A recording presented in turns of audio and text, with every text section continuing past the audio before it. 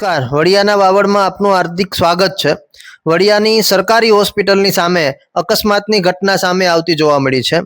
એક બાઇક અને બસની વચ્ચે અકસ્માત સર્જાતો સામે આવતો જોવા મળ્યો છે। જોકે સદનસીબે કોઈ મોટી દુર્ઘટના ઘટી નથી અને કોઈ ઈજાઓ પણ થવા પામી નથી। ત્યારે વડિયાની અમનનગર રોડ ઉપર સિવિલ હોસ્પિટલની સામે એક અકસ્માતની ઘટના સામે આવી છે અને બસની સાથે બાઇક અથડાતા એ બાઇક છે એ અને બાઇક ચાલક રોડ ઉપર નીચે પટકાતા જોવા મળ્યા હતા।